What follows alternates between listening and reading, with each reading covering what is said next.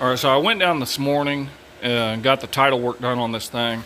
When I bought this, I bought it with an Ohio title, so I wanted to make sure everything was going to go good with the title before I started getting too crazy working on this thing. But anyways, all that worked out good. I got a title on the way. So right now I am removing this axle. I'm going to be building this in my garage, and I want about 6 foot of interior height, but I also still have to be able to get this out of my door when I'm done. I'm going to pull this axle out from underneath it. I'm also going to do away with this original pop-up track system that was on here and pull all that off. Try and keep this thing as light as possible when it's all said and done. But anyways, I'm pulling this axle out just so I can make room to build upward and still get this thing out the door. I'm gonna have to drag this thing out, which I had to do the same thing with my first homemade camper build that I did. This is number 3 right here, but we're gonna be dragging this thing out when it's all done. I'm gonna be hooking a chain up to that, dragging it right out the front of the garage. We'll put the axle and all that back up underneath it when it's outside.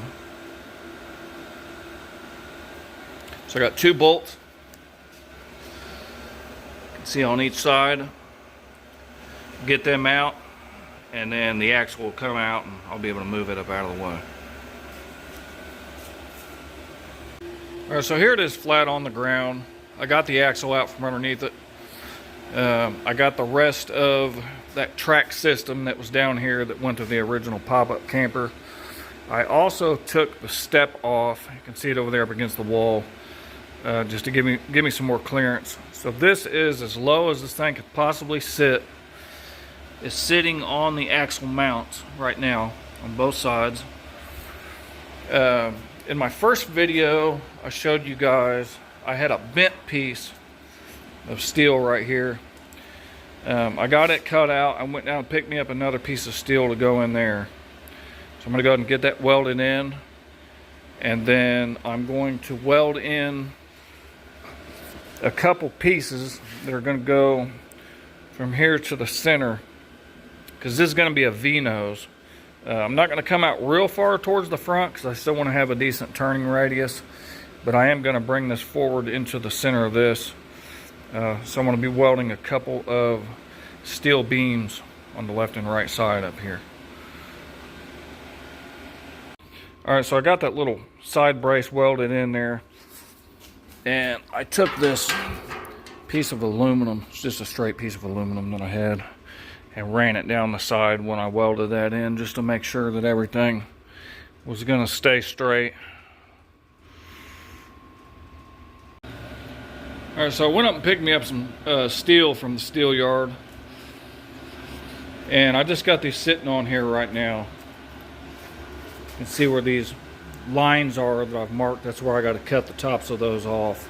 This is 3/16 2x3 steel angle iron. I don't know how good you can see this, but there's actually there's a mark right here where the two come to a point. So right about there is where my V-nose is going to come to a point.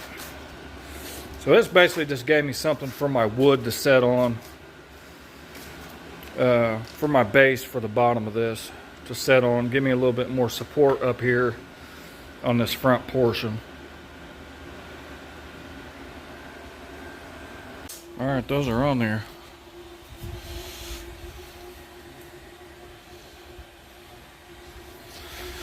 They're permanently welded in place.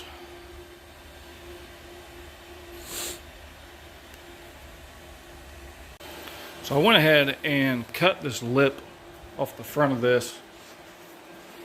This metal plate right here had a lip that stuck up probably about 1 inch. So that would have been in my way of my flooring for my platform. So I went and cut that off there. I also went through just with a putty knife and scraped the top of everything down, made sure there wasn't no old nails or screws or anything. from the last person that tore the pop-up camper off of it. So everything's flat right now. I'm going to go and pick up some plywood for the floor. Either plywood or OSB. I haven't decided what I'm going to go with yet.